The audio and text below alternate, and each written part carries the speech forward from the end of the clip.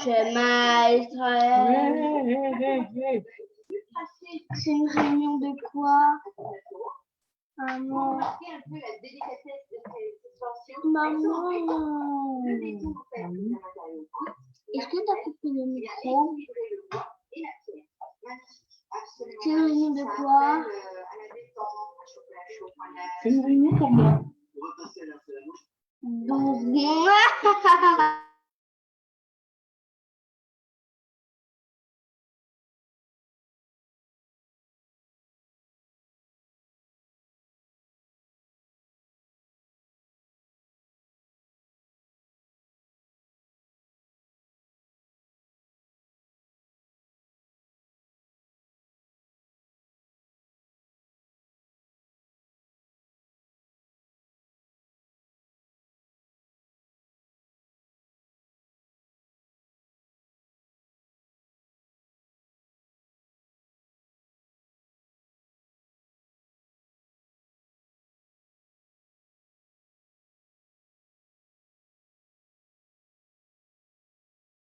bonjour.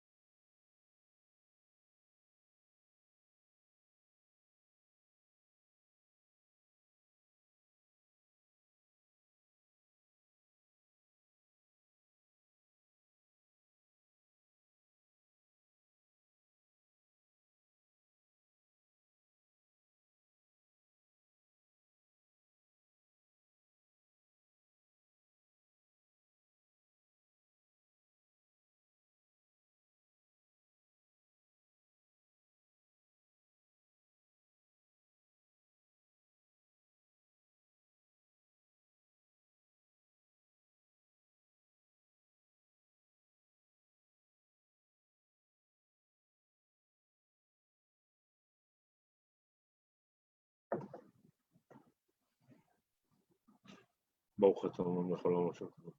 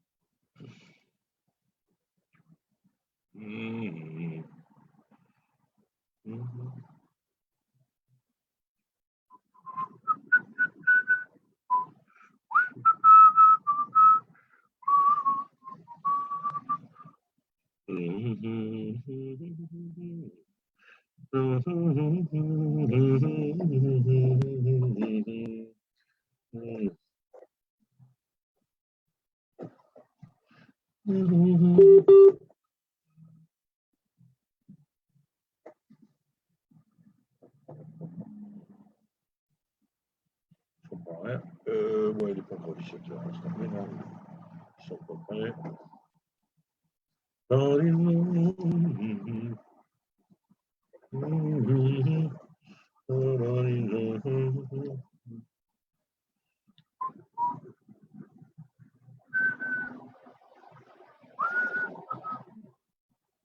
Music, playlist.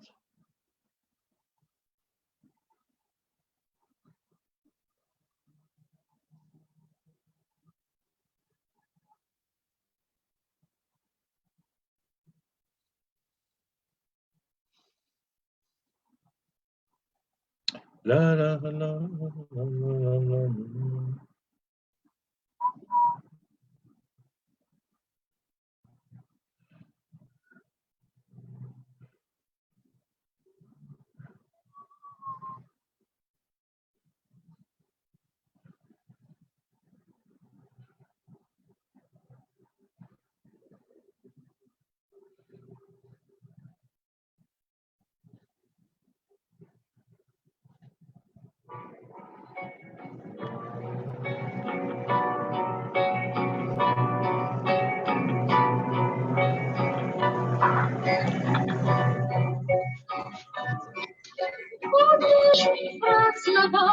האופק מול ענן שחור כבד, כמו שנבקש.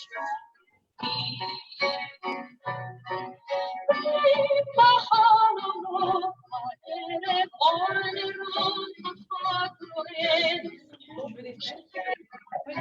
Un tout petit peu. Allô? Allô? La caméra, il faut la mettre ou pas, madame?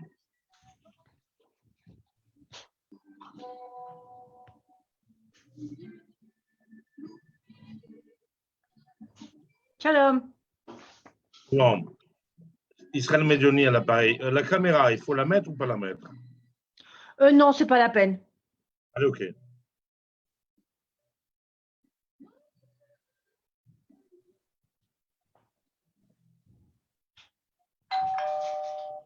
Oui, Fred. Oui, chérie. Allô? Oui. Oui, oui. Oui.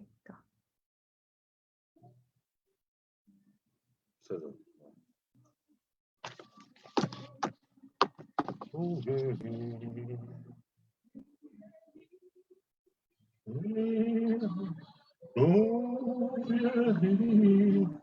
bon soleil vacances, oh yeah, oh yeah,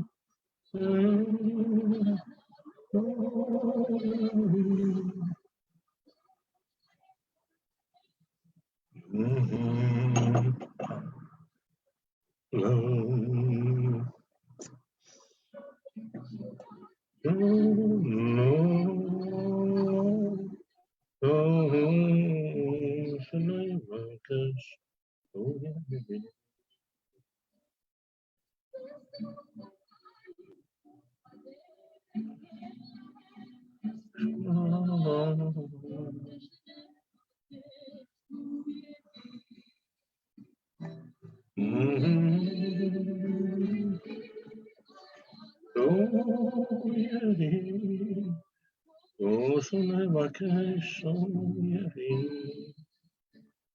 לו יהי. יהי. כל שנבקש יהי.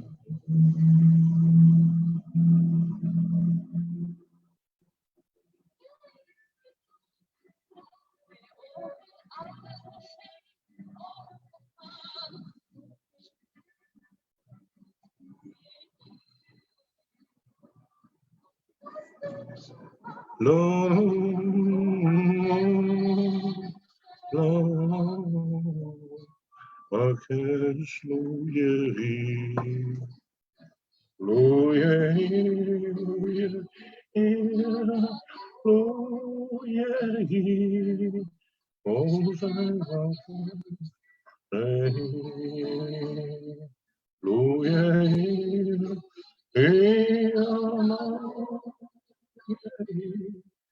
כל שנבקש יהי.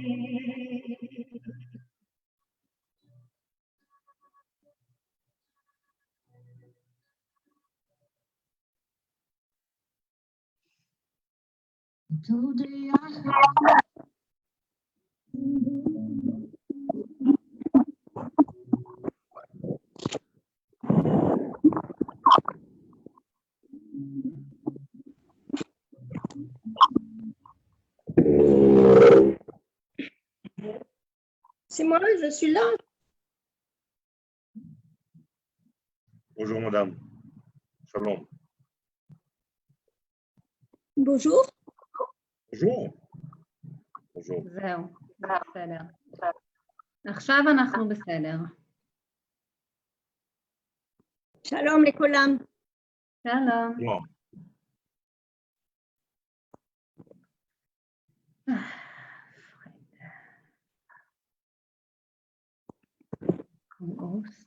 C'est la réunion sur la start-up, non? Oui, Ok. Les caméras il faut les mettre ou pas? Non. Non. vous pouvez si vous voulez. Juste qu'on avait un petit souci de... Moi, je sais pas, moi. J'ai une barre rouge. Ah, Ok. comment? Alors, Fred. c'est vous qui donnez l'autorisation, je crois.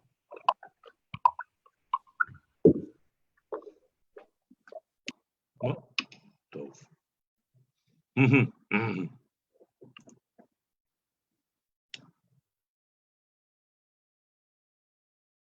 זהו.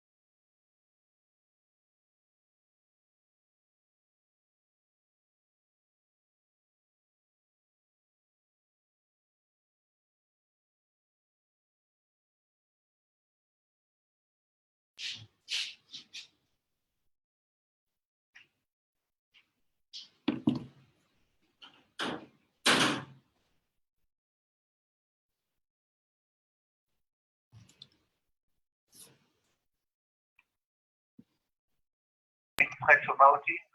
רגע, נשארי על הקו. עכשיו אני רואה שאת מדברת, אבל לא שומעים אותך. עכשיו אתה שומע אותי? בתוך המערכת אני רואה שזה... רגע, אני ארחיק את הטלפון. לא, אבי, אבל אתה צריך... אבי, לא שומעים אותך כי אתה במיוט. אז תתחבר דרך הטלפון. איך אני מתחבר דרך הטלפון? לאן אני מתקשר? אתה תסתכל, אתה יכול להתחבר, אתה נכנס למיקרופון, אתה יכול לחייג. אתה יכול ללכת, המיקרופון? תסתכל על המיקרופון למטה. מיוט. יש את האייקון של המיקרופון.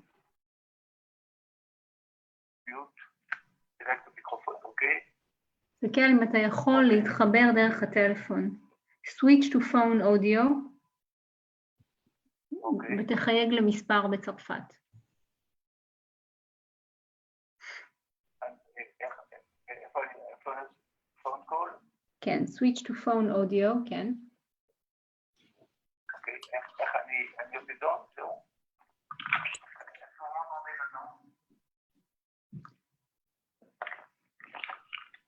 יש לי, אם שומעים אותך, תנחי את, חבל שנבזל. לא, עדיף ש... אבל למה אני לא רואה אותך, אבי? אני רואה את עצמי, אני רואה שיש... לא, הוא שם. הוא גם בקוסט. כן, אבל פרד, גם אותך לא רואים. אתה יכול לשים את הוידאו? אני יכול לשים את הוידאו, ברור. יופי. לא שומע אותך. את שומעת אותי? אני, כן, שומעת אותך עכשיו דרך הטלפון. אז אולי אני תתנתק, אותך לא שומעת דרך המערכת. אז אולי תתנתק ותתחבר מחדש. נתחיל עוד 2 דקות. פרד, אתה שומע אותי, נכון? 100%. מעולה. הייתה לנו, גם לא יודעת, יש תקלה היום עם הזום, לא יודעת למה. אנחנו כבר ב-40 משתתפים, זה לא רע.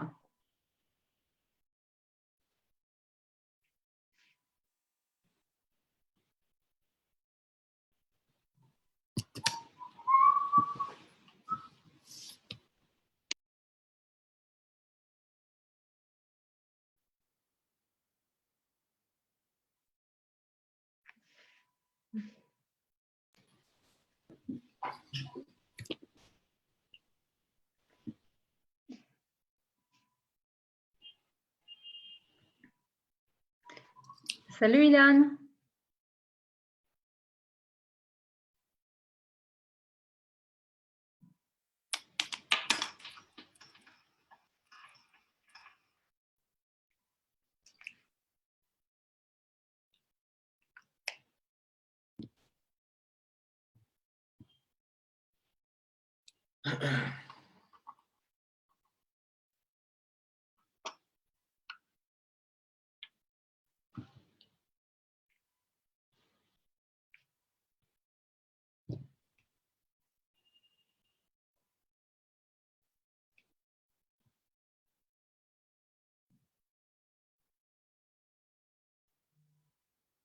אבי?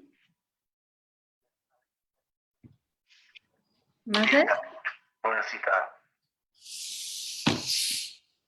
זהו, שומעים אני חושבת עכשיו. אבל אני לא רואה אותך. עדיין יש לי מיוט. זנה אבי, ליד פרד, אני רואה את עצמי. אבל אני שמתי אותך כמארח, אני לא מבינה למה. טוב. תראו אולי? רק שנייה נפתלי לדבר, אני לא יכול. לא שומעים אותי. אני לא יכול לפתוח את המיקרופון שלי פתאום. מוזר. אני שמה את נפתלי. You can mute yourself because the host mute you. אבל זה מוזר כי אני לא... בסדר. אני לא יודעת מה קרה.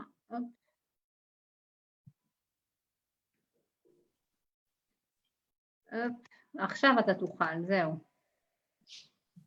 תנסה עכשיו. אוקיי. Est-ce que vous m'entendez? טוב, לא נורא. בוא נדבר עם נפתלי. את לא שומעת אותי במערכת. לא. יש בעיה, צריך להתחיל את ההרצאה. כן, אוקיי. אז יאללה, אז אני אבקש מנפתלי. אני אנסה להתחבר מהפלאפון שלי, משהו אחר. תתחילו, תנו לי לדבר. טוב. אז פרד, אתה רוצה תתחיל, פרד? לא, אני חושב שכמו שאמרנו, שאבי יתחיל. אבי ידבר אחר כך, הוא לא מצליח להתחבר כרגע. טוב. אוקיי? אז אני אתחיל, סגור. אוקיי. הלו.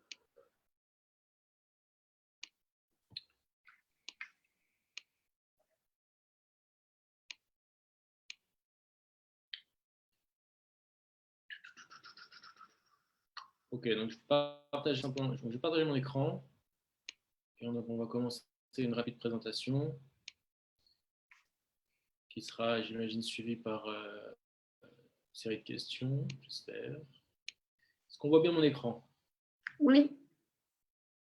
Très bien. Ok, ok. Donc, si je ne me trompe pas, l'intitulé de ce talk, c'est comment débuter dans l'univers high-tech ou dans l'univers startup en Israël de zéro. Ce qui est clairement mon expérience. Donc, moi, je suis en Israël depuis 7 ans et on va essayer de comprendre ensemble comment, sans avoir un parcours, sans avoir de diplôme technique ou technologique ou d'avoir un parcours d'ingénieur, comment il est possible de rentrer dans l'univers high-tech, en particulier l'univers des startups en Israël, clairement de zéro. Donc l'idée, c'est vraiment de partager avec vous aujourd'hui, pendant 20-25 minutes, les ingrédients, les règles essentielles pour commencer depuis zéro, from scratch, comme on dit dans la Startup Nation, quel que soit le profil. Et j'espère qu'il y aura quelques questions par la suite. Et je me ferai un plaisir de répondre à l'ensemble des questions que vous pourrez avoir durant ou pendant ce talk, ou alors à la fin du talk. N'hésitez pas, même les questions les plus farfelues. Je serais ravi de pouvoir répondre à ces questions. Alors, quelques mots sur moi avant qu'on commence. Pardon. Et désolé. Voilà.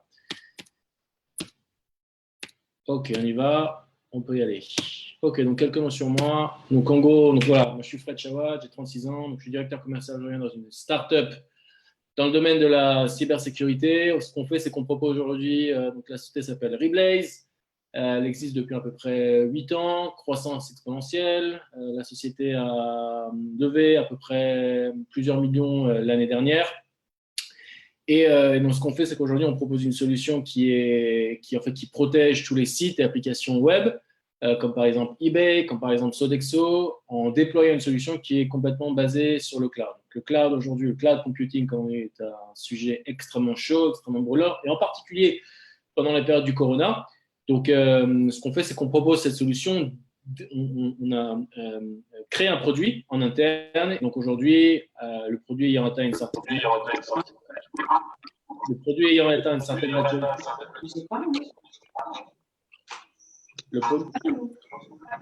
On peut se mettre en mute peut-être. Donc, le produit ayant atteint une certaine maturité.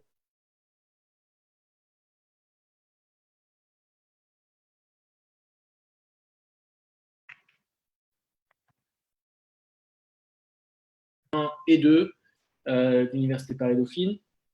J'ai également fait une partie de mes études en échange universitaire à l'Université de Tel Aviv, où il y a à peu près 15 ans, où ça a été, je dirais, ma première exposition à tout l'écosystème et l'environnement startup et high-tech en Israël. Et donc, depuis cette période, depuis 15 ans, j'ai toujours eu la volonté de venir vivre en Israël, m'installer, construire ma vie, construire une famille en Israël, et également une carrière en Israël dans le domaine high-tech. Ceci étant, j'ai commencé ma carrière à la suite de Dauphine, j'ai commencé ma carrière dans l'environnement financier, donc j'ai vraiment un parcours qui est résolument financier. J'ai commencé à travailler chez PricewaterhouseCoopers dans un cabinet d'audit financier et de conseil en fusion-acquisition. Alors moi, j'étais destiné en fait à être expert comptable. C'était un des rêves de ma maman, qui je crois est également dans ce talk. Donc voilà, donc j'ai essayé, j'ai voulu faire plaisir à ma mère, mais je me suis rapidement après plusieurs années, j'ai quand même rapidement compris que, je voulais vraiment être en Israël, et 2, il fallait être pour moi, l'avenir, c'était l'environnement high-tech, l'environnement start-up, etc. Et donc, raison pour laquelle, après un rapide passage en Inde, où j'ai travaillé dans une société qui fait également du conseil en stratégie, avant de définitivement faire mon alia, j'ai fait un programme Massar de près de 6 mois, qui m'a permis de confirmer un peu mon choix dans la volonté de m'installer en Israël et de construire ma vie en Israël de façon durable. Voilà. Donc, je suis arrivé en Israël en 2013, donc ça fait plus de 7 ans que je suis en Israël aujourd'hui. Ma première expérience professionnelle a été chez Adcore. Adcore est en fait une société d'à peu près une trentaine de personnes, donc on est vraiment dans un profil type startup. Trentaine de personnes qui on déploie également, on a développé un produit en interne qui permet d'automatiser toutes les campagnes de marketing digital sur Google, sur Microsoft, sur les réseaux sociaux, etc.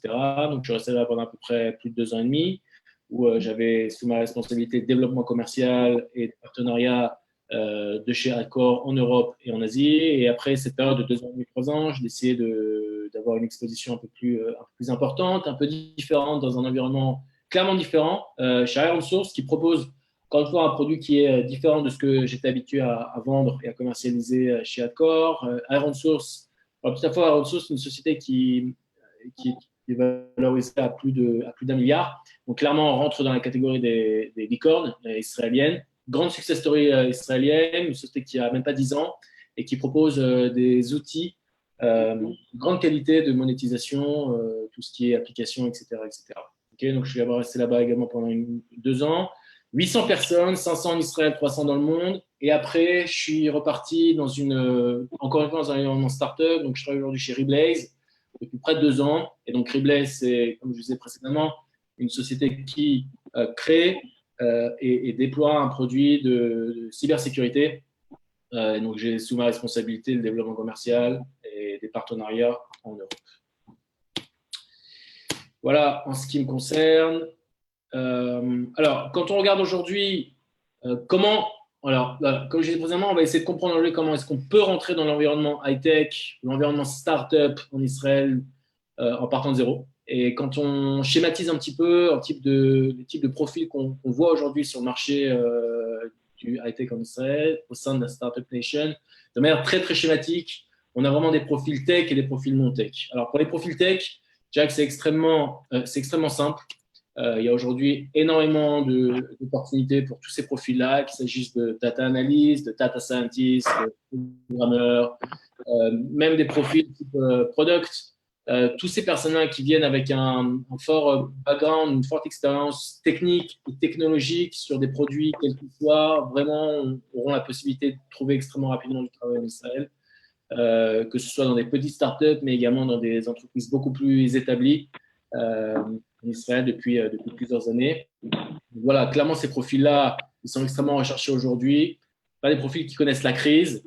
Même actuellement, pendant la période du Corona, on se rend compte que beaucoup d'entreprises continuent à recruter des profils avec une forte technicité pour justement continuer à apporter de l'innovation et continuer à créer vraiment de la valeur pour les clients. La seconde catégorie de profils dans laquelle moi je tombe et dans laquelle j'étais tombé, c'est les profils qui sont clairement non-tech.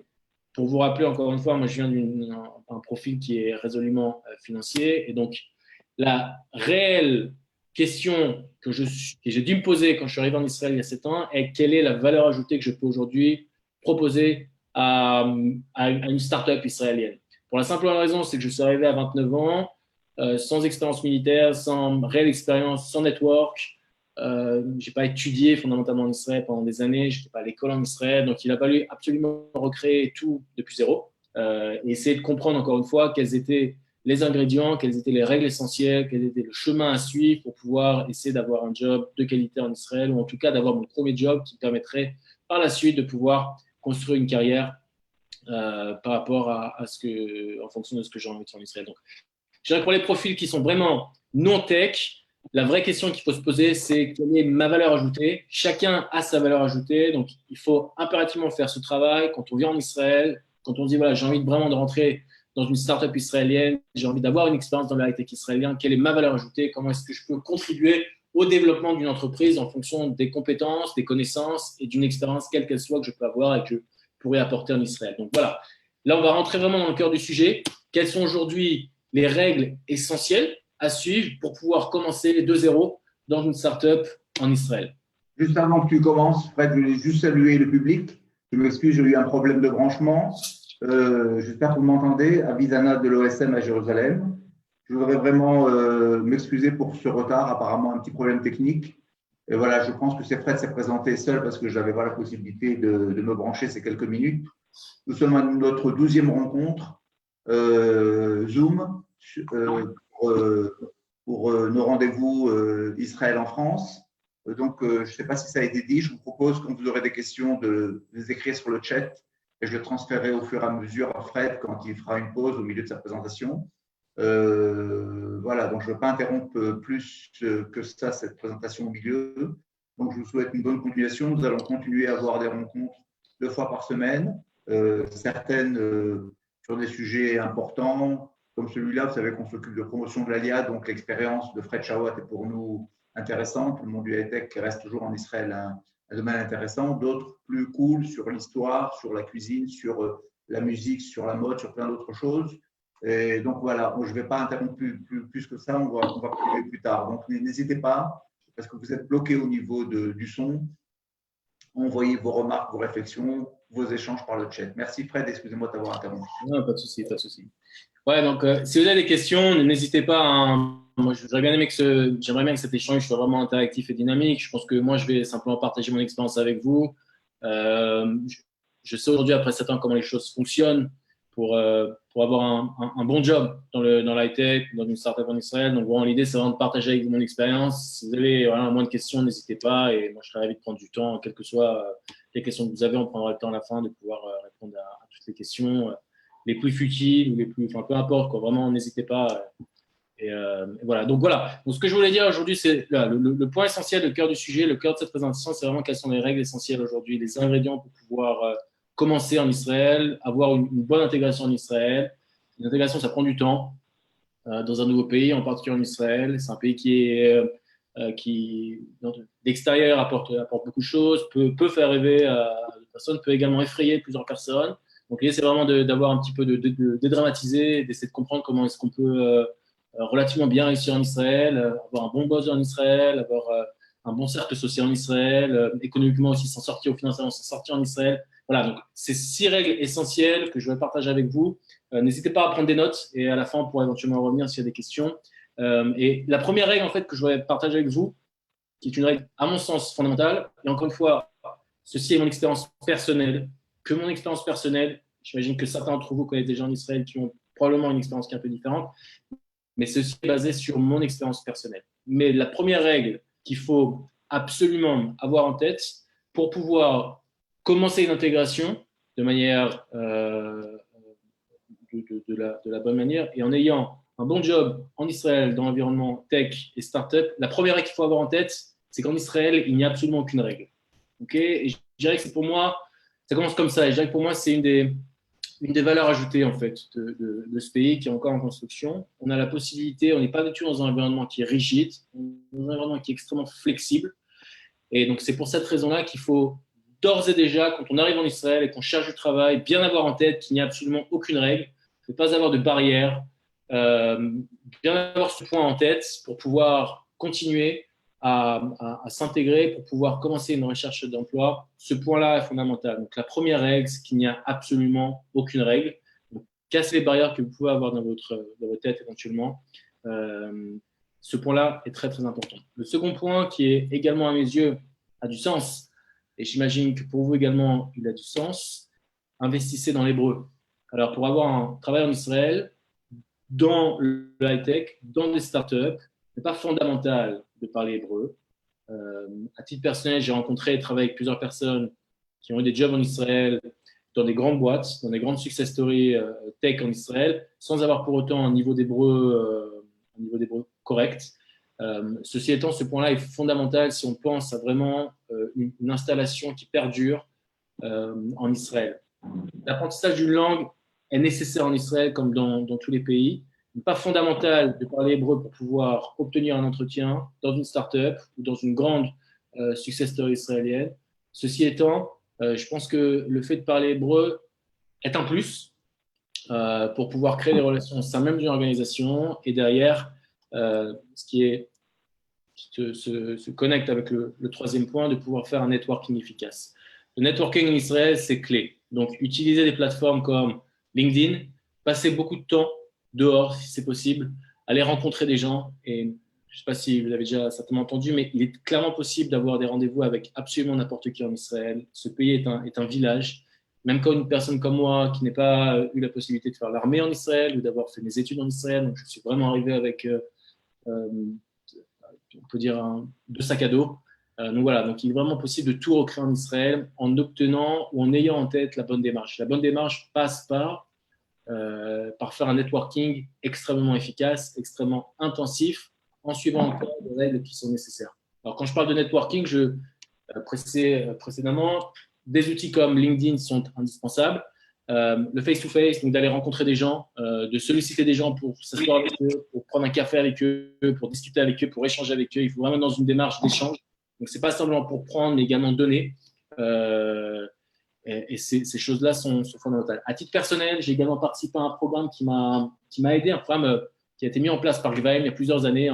Je crois que Gvaim a été créé en 2006. Donc, depuis 2006, Gvaim est une ONG, est une association qui permet d'aider tous les Olim Hadashim dans le monde, pas forcément en France, mais tous les Olim Hadashim dans le monde, leur permet de pouvoir comprendre quelles sont les règles en Israël en matière d'accessibilité au marché de l'emploi. Donc, il y a vraiment tout un travail à faire d'accompagnement qui est fait avec Gvaim pour pouvoir essayer pour permettre à chacun qui arrive en Israël, quel que soit son âge, de pouvoir essayer de comprendre comment les choses fonctionnent, quelles sont les règles à maîtriser rapidement, à intégrer pour pouvoir effectuer un networking de qualité, pour pouvoir se présenter en entretien et en étant préparé, en connaissant encore une fois les règles du jeu en matière d'entretien, dans quel que soit le domaine. Donc, le point clé ici, c'est networking. Networking avec un investissement massif en hébreu.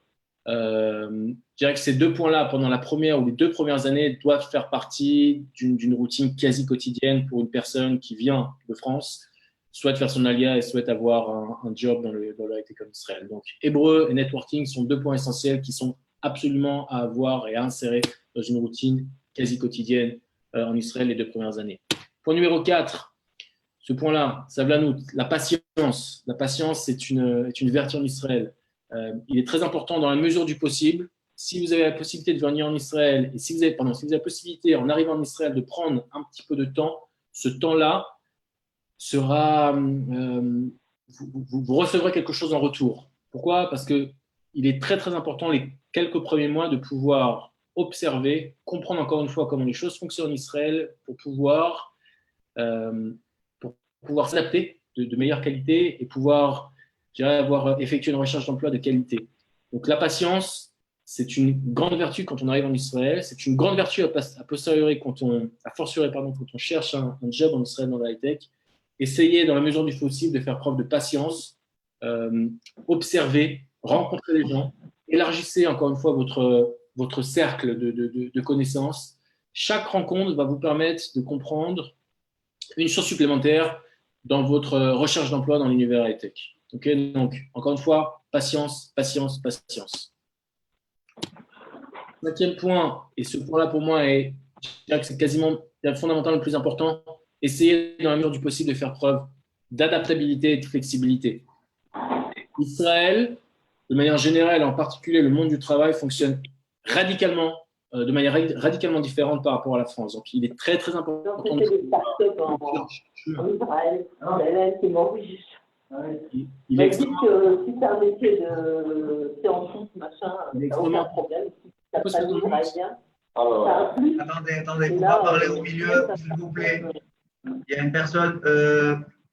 Yasmine, il faut mettre en mute tout le monde, s'il te plaît. Non, mais les startups, ils peuvent avoir des relations. Écrivez vos remarques sur le chat pour le moment, s'il vous plaît. Ok. Donc ce point-là, l'adaptabilité et la flexibilité sont 2 points, 2 mots qu'il faut vraiment avoir en tête quand on arrive en Israël. C'est 2 signaux rouges. Comme je disais précédemment, le marché de l'emploi en Israël, la vie en Israël, le marché de l'emploi en particulier, fonctionne de manière radicalement différente par rapport à la France. Donc, je dirais qu'il est quasiment suicidaire d'essayer de répliquer un modèle français en Israël. Par conséquent, il est très important, et ce point vient en corrélation avec la patience. Quand on arrive en Israël, faites preuve de patience pour pouvoir justement prendre le temps de pouvoir comprendre comment les choses fonctionnent en Israël, adapter votre état d'esprit et votre mentalité à l'environnement israélien. Vous allez être extrêmement surpris de savoir qu'en Israël, on peut poser en entretien, par exemple, pour avoir un poste en Israël, dans une start-up ou dans une grande boîte high-tech en Israël. Il est relativement commun de poser n'importe quelle question. Et donc, il faut être prêt à ce genre d'événement. Voilà, donc encore une fois, prenez le temps, adaptez-vous, soyez flexible. Encore une fois, et ça se corrèle aussi avec le premier point que j'ai, il n'y a pas de règles en Israël. Donc, c'est une étape qui est franchement extrêmement importante dans votre vie. Et donc, le dernier point, c'est essayer de profiter. Vous allez ouvrir, pour ceux que ça intéresse et ceux qui envisagent de venir faire leur alia, vous allez ouvrir une nouvelle étape de votre vie, un nouveau chapitre dans le livre de votre vie. C'est un beau chapitre et c'est de profiter de n'importe quel moment. Bien entendu, la situation idéale, c'est de pouvoir venir en Israël avec déjà un job dans une start-up, un job dans une grande boîte high-tech en Israël. Ce point-là est possible. Encore une fois, c'est très, très important de pouvoir faire une espèce de liste des compétences que vous pourriez éventuellement apporter à une boîte. Donc, il est déjà possible de trouver déjà un job en Israël. C'est effectivement la situation idéale. L'autre pendant, une situation qui est peut-être un petit peu moins idéale, d'arriver en Israël sans job et de tout recommencer à zéro, ce qui a été mon cas, mais malgré tout, il faut quand même prendre le temps de profiter parce que c'est quand même un beau pays. Il y a énormément de choses à faire. C'est un pays en construction et personnellement, je pense que chaque personne qui vient en Israël a quelque chose à apporter dans la construction du pays. Profitez du temps que vous pouvez éventuellement vous permettre de prendre les premiers mois pour comprendre, rencontrer des gens, apprendre l'hébreu. Et encore une fois, l'apprentissage de l'hébreu, ça doit vraiment faire partie de votre quotidien. À titre personnel, j'ai juste passé un mois dans un ulpan en Israël. Ce après quoi, je me suis rendu compte que c'était pas forcément adapté à en termes de rythme. Voilà, donc moi j'ai besoin d'aller beaucoup plus vite. Et donc je me suis rendu compte que pour moi, la meilleure façon d'apprendre l'hébreu, c'est pas forcément de m'asseoir dans une classe de 25 personnes pendant 5 heures. C'était plus d'essayer d'apprendre l'hébreu à travers un loisir. Et à titre personnel, un des loisirs que j'ai toujours aimé faire, pendant des années aimé faire en France, c'était du théâtre. Et donc, ce que j'ai fait, c'est, si on parle d'hébreu, ça a été je me suis inscrit pendant 6 mois dans une troupe de théâtre, ou 2 semaines par mois, ou 2 fois par semaine. Voilà, 2 fois par semaine, je fais du théâtre en hébreu, 4 heures, donc 8 heures par semaine, en ayant un hébreu qui était extrêmement limité, ce qui a été pour moi une façon, d'apprendre un hébreu de façon beaucoup plus rapide, et d'être en contact avec des gens avec qui je n'aurais pas forcément pu être en contact à l'Ulpan, donc vraiment des Israéliens qui sont nés simplement en Israël, ce qui me permettait d'avoir une approche un petit peu différente, d'élargir mon cercle social, et cette expérience-là, je la conseille à beaucoup de personnes. Donc, si vous avez la possibilité, en plus d'aller à l'Ulpan, d'apprendre l'hébreu d'une manière différente, ça peut être également de participer en tant que volontaire à des activités associatives en Israël. Ça, c'est un point que je vous encourage à faire. Mais le dernier point, profitez de chaque jour. Les premiers mois en Israël sont absolument merveilleux. C'est un grand challenge. Ça peut être une grande épreuve. Les 3 premières années sont critiques. Elles vont, je dirais, de manière générale, conditionner la suite. Donc, les 3 premières années demandent beaucoup d'investissement et vont conditionner la suite de votre installation en Israël. En tout cas, des gens que j'ai pu côtoyer ces 7 premières années, c'est-à-dire que les 2-3 premières années sont assez critiques. Il y a une décision qui se prend au terme de 3 ans. Est-ce que j'ai envie de rester ou est-ce que j'ai envie de retourner en France ou ailleurs? Donc voilà, malgré tout, essayez quand même de profiter de votre process d'ALIA. Voilà, donc moi j'ai fini. Si vous avez des questions, n'hésitez pas. Alors, je rappelle, merci Fred en attendant. J'espère que nous allons recevoir des questions. Je n'ai pas accès pour le moment. Apparemment, aujourd'hui, c'est une journée difficile où je n'ai pas accès au chat. J'espère pouvoir le régler. La remarque que je voulais faire, c'est que pour continuer ce que vous dites, c'est qu'en Israël, on continue d'être très optimiste. On a passé une période très difficile, mais qui a été très courte. Ce qui change de la mentalité entre la France et Israël, c'est la capacité adaptation. Je crois qu'on l'a vu à travers un petit peu cette crise, sans évidemment vouloir porter la moindre critique sur ce qui s'est passé ailleurs. C'est que c'est un pays qui a l'habitude de vivre avec les crises et qu'on a très vite senti les changements qui étaient importants. On a mis en place des choses de façon, on peut dire improvisée quelque part, mais on sait qu'au niveau du résultat, en tout cas pour le moment, et on souhaite que ça continue, à l'heure où je vous parle, il y a enfin un gouvernement en Israël après 1 an et demi où il n'y a pas eu de gouvernement, et malgré tout, nous avons tenu la barre, c'est-à-dire que beaucoup d'ingénieurs, beaucoup de personnes de l'armée se sont impliqués. On a, comme a dit Bibi, on a fait un peu comme à l'armée, c'est-à-dire qu'on a adapté notre discours et notre mouvement tout en courant.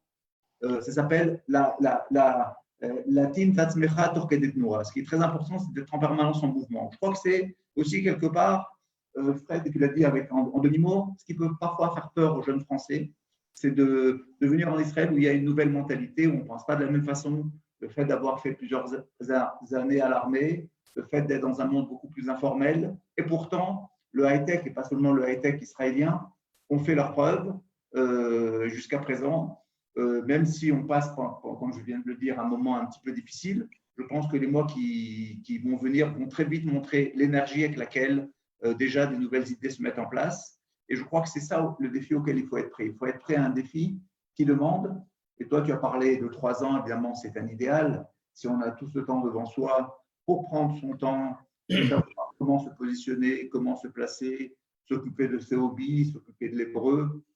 Quelque part, tu as presque donné une image, je ne veux pas dire idéale, mais une image comme on voudrait qu'elle puisse se passer chez tout le monde, mais il ne faut pas avoir peur. On peut en moins de 3 ans, on peut en 1 an et demi trouver une place tout à fait correcte dans sa vie sociale, professionnelle, spirituelle, pour ceux qui cherchent quelque chose dans ce sens-là en Israël, surtout quand on est jeune et quand on a un métier. Et au-delà du high-tech que tu as présenté, il faut savoir qu'il y a aussi d'autres opportunités aujourd'hui d'emploi en Israël.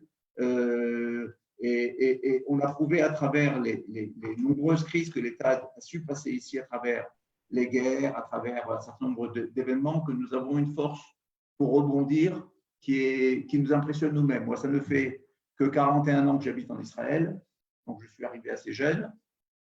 Et je peux vous dire qu'on a vu un certain nombre de choses passer. Et voilà, moi, ce que je sens de plus en plus, c'est effectivement une différence d'approche.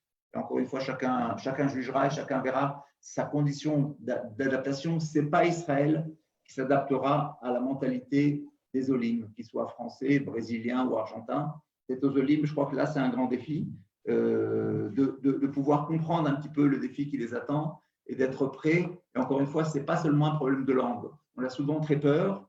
Nous, à l'Organisation sioniste mondiale, nous faisons énormément d'ulpan pour préparer les Olim à venir en Israël. C'est important, mais c'est quelque part une préparation psychologique. En demandant aux gens d'apprendre l'hébreu, on leur demande surtout de comprendre et de penser qu'ils vont changer de pays, qu'ils vont changer d'esprit. Et après, ils n'auront pas forcément besoin d'un niveau le plus élevé en fonction de leur métier. Parfois, ils auront besoin de plus d'anglais, parfois, ils auront besoin d'un autre langage informatique. Mais cette préparation psychologique de dire « j'apprends l'hébreu », ça veut dire « je me prépare dans ma tête à savoir que je vais habiter dans un autre pays où la mentalité, où l'approche est différente ». Comme disait un ami à moi, il faut apprendre l'hébreu, mais il faut aussi apprendre l'israélien. L'israélien, c'est jouer des coudes, c'est parler fort, c'est parler différemment, c'est se comprendre avec un regard. Et donc ça c'est la préparation psychologique. C'est savoir qu'on va devenir, au-delà d'un bon élève d'hébreu, au-delà du fait qu'on a la volonté de faire son alliance, c'est de savoir qu'on va essayer de vouloir devenir un Israélien. Encore une fois, c'est un processus. Comme je l'ai dit, moi, ça fait quelques bonnes années que je suis là. J'ai des enfants nés en Israël, des petits-enfants nés en Israël. Je resterai à tout jamais avec un peu mon accent, même si j'ai un hébreu qui n'est pas parfait, mais qui est très bon. Un Oleh Hadash. Je suis la génération du désert. Il n'y a que comme ça qu'on est arrivé à construire et à se construire. La première question que nous avons, c'est effectivement sur la question de l'hébreu. Simon demande, avais-tu un bagage d'hébreu avant d'arriver en Israël? Alors, c'est une excellente question. Je vais répondre de la manière la plus transparente. J'étais moi en 2003. En 2003, j'avais fait un échange universitaire à l'université de Tel Aviv où les cours étaient en anglais. Et j'avais eu l'opportunité d'un petit peu, je dirais, toucher à l'apprentissage de l'hébreu, mais de manière extrêmement superficielle. Et donc, j'arrive en Israël en 2013, donc 10 ans après, j'ai dû quasiment recommencer de zéro. Mais c'est la motivation. Voilà. Tu l'as dit, Avi, je suis absolument d'accord avec toi. C'est une question de motivation. Donc, c'est uniquement une question de conditionnement mental. Et moi, je pars du principe aujourd'hui on peut avoir absolument tout ce qu'on a envie d'avoir. Il faut simplement que la tête le veuille. Et à partir du moment où la tête le veut et le corps peut suivre, comme on dit en hébreu, en omed bifnei ratzon. Et donc, je pense que clairement aujourd'hui, moi, j'avais cette volonté de parler hébreu. Aujourd'hui, et je pense que peut-être Yasmine pourra en toucher un mot si elle le souhaite, mais aujourd'hui, je pense avoir un relativement bon hébreu. Je travaille en hébreu, je fais mes réunions en hébreu, même si je parle également anglais, espagnol et français, qui m'aident aujourd'hui dans mon travail au quotidien en termes de commercialisation de l'outil de cybersécurité que je vends aujourd'hui à l'étranger. Tout le reste de mes interactions avec mes collègues, avec mes managers, se font en hébreu. Donc, et ce point-là est fondamental parce que ça me permet encore une fois de ne pas pouvoir exiger de mes collègues de faire des réunions en anglais. Je suis quelqu'un, je dirais, quelque part un peu à part entière dans la boîte dans laquelle je travaille et c'est clairement une des choses que je voulais. Mais j'ai énormément investi pour la première année dans l'apprentissage de l'hébreu. Ça en était une obsession. Alors, regardez, je vais vous donner juste une anecdote parce qu'à l'heure où je vous parle, et je crois que c'est important comme ça de rester branché parce que notre but, c'est aussi de mieux connaître Israël. Encore une fois, sans vouloir faire du tout de l'idéalisme et du sionisme, du sionisme trop simplé. À l'heure où je vous parle, il y a une femme qui a 39 ans qui s'appelle Nina Chata, qui vient d'être nommée ministre en Israël. Cette femme, à l'âge de 3 ans, elle a quitté l'Éthiopie à pied. Elle a marché des mois avec sa famille à travers le Soudan. Elle est arrivée en Israël à l'âge de 3 ans et demi. Et elle a suivi un parcours d'intégration d'un Olé. Évidemment, son parcours est un parcours réussi. C'est ce qu'on souhaite à tout le monde. Elle a fait des études d'avocate. Elle est devenue très active au niveau de la société israélienne. Elle est arrivée. Je crois que c'est et ce n'est pas un exemple unique, évidemment. Hein. Il y a un deuxième ministre éthiopien en Israël. Donc, à l'heure où je vous parle, le 5e gouvernement de Bibi Netanyahu vient d'être élu. Nous avons quand même 2 ministres éthiopiens, le vice-ministre de l'Intérieur et le ministre de l'Intégration, qui sont des gens qui sont nés en Éthiopie et qui sont arrivés aujourd'hui à être des hommes publics. Et pour les Éthiopiens, vous pensez bien que les règles du jeu étaient totalement différentes. Ils ne connaissaient même pas les règles du jeu, ils ne savaient même pas qu'il y avait un jeu. Ils sont arrivés dans un pays avec un décalage complètement énorme par rapport à l'avantage que nous avons, nous, Français. Et comme l'a dit dans un de ces éléments frais tout à l'heure, on a des atouts. On vient avec, par exemple, les langues européennes que lui connaît, on vient avec une connaissance du marché étranger. Donc, on a énormément de petits plus qu'on doit savoir mettre en avant et faire très vite oublier ce petit moins qui est parfois notre accent, notre mauvais hébreu. On a des possibilités énormes. Muriel nous pose la question de savoir est-ce qu'on peut définir en quelques termes forts la différence dans le travail entre la France et Israël? Est-ce que c'est dans l'état d'esprit? Est-ce que c'est dans la façon de travailler, dans les relations entre les gens, dans, je ne sais pas, l'approche, Alors, le premier élément de réponse, tout ce que tu viens de dire, effectivement, c'est correct, mais le premier élément de réponse qui me vient en tête quand je vois cette question, c'est le rythme. Il y a un rythme de travail qui est beaucoup plus soutenu. Le concept de 35 heures n'existe pas en Israël. Il fait même rire, d'ailleurs. Il fait rire les gens. Absolument, il fait même rire. Donc, on travaille énormément en Israël. On ne compte même pas les heures en Israël. C'est même pas une question. Le concept de vacances n'est pas forcément…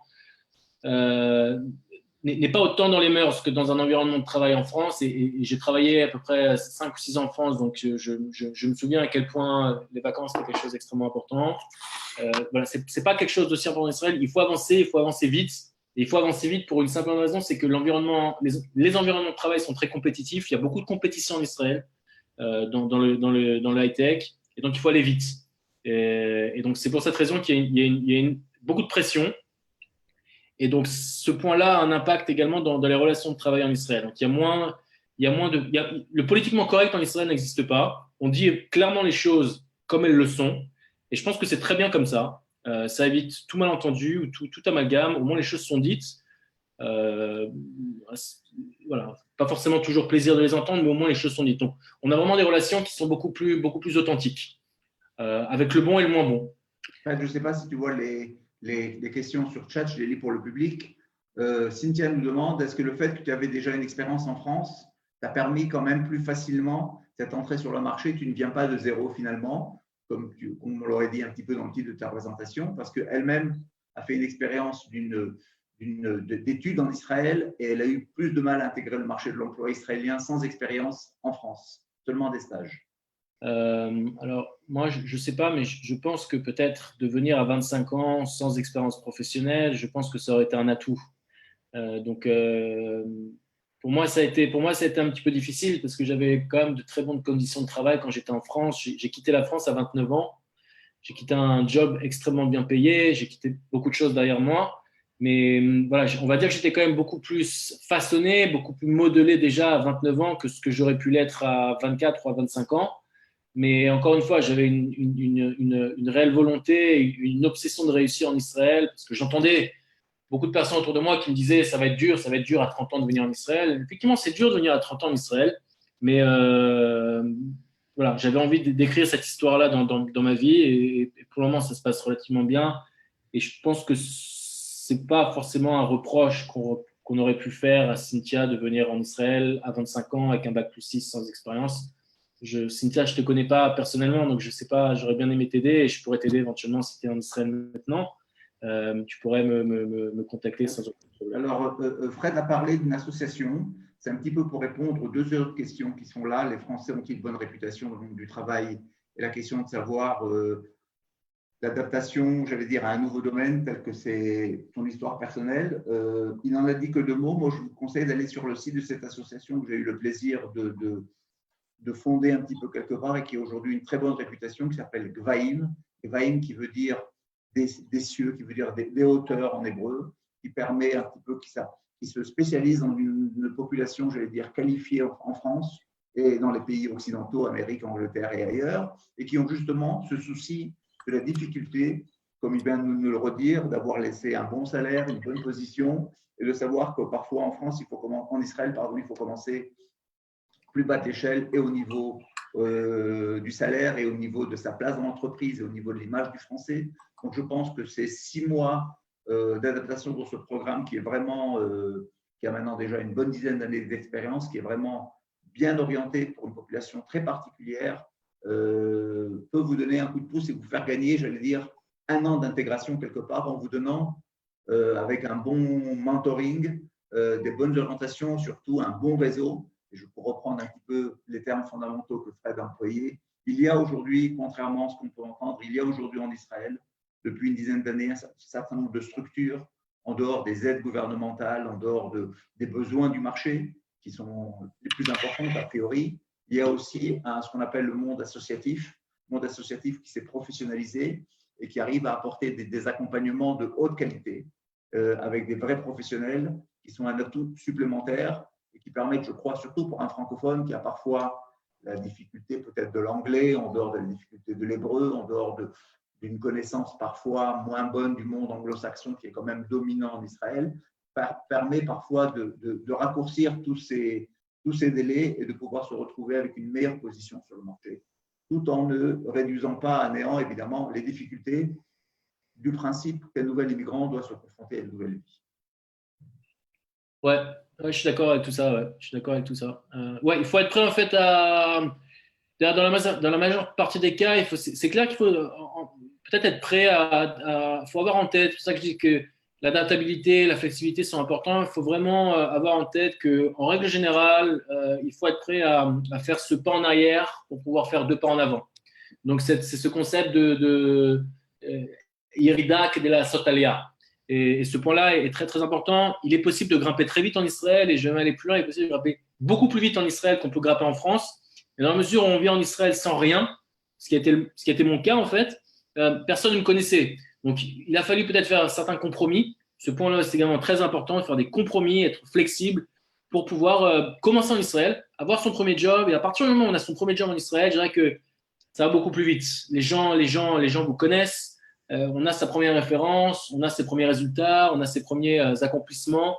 On a une histoire à raconter. On a vraiment un début d'histoire à raconter sur le marché de l'emploi israélien. Et à partir de ce moment-là, on peut grimper beaucoup plus vite.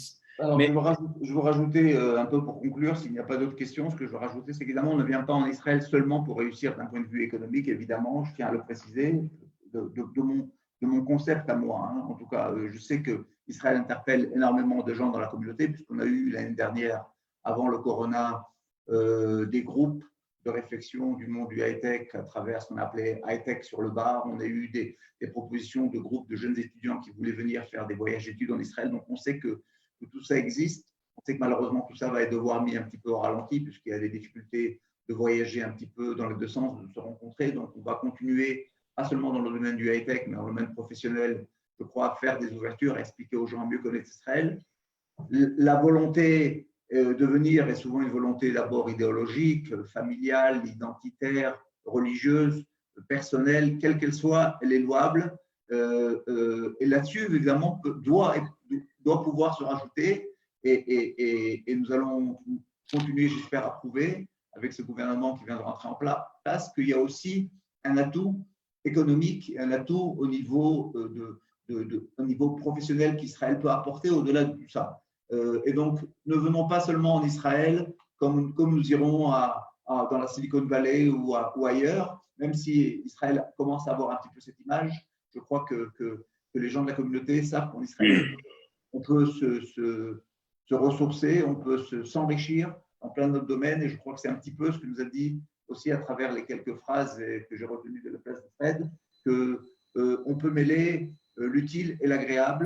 Et voilà, c'est ce que je souhaite à toutes les personnes qui nous ont entendus, qui ont besoin évidemment de continuer à être en contact avec nous, avec plaisir, à travers notre bureau de Yasmine à Paris, qui va commencer à réouvrir ses portes très bientôt, parce que je crois que nous sommes vraiment en période de déconfinement. Voilà, s'il n'y a plus d'autres questions, je laisse le à Fred. Il y a juste ça, je viens de voir, il y a juste une question de Medioni qui dit: tu dis avoir un background initial en finance, aujourd'hui ton intégration dans une startup dans le domaine high-tech est-elle aussi dans ton domaine de prédilection initiale, ou bien tu peux élargir tes compétences? Alors oui, j'ai élargi mes compétences. Je n'ai jamais travaillé dans une startup dans le domaine financier. Voilà, aujourd'hui, je travaille dans une boîte de cybersécurité. J'ai commencé dans une boîte dans le domaine du digital, qui propose des solutions dans le domaine du digital. Donc voilà, j'ai commencé clairement de zéro avec tout ce qui va derrière. Mais comme je dis encore une fois, il y a énormément de compétition en Israël au sein même des startups, mais également au sein même des gens qui veulent rentrer dans les startups. Donc, c'est ça qu'il faut aller extrêmement vite, il faut apprendre vite.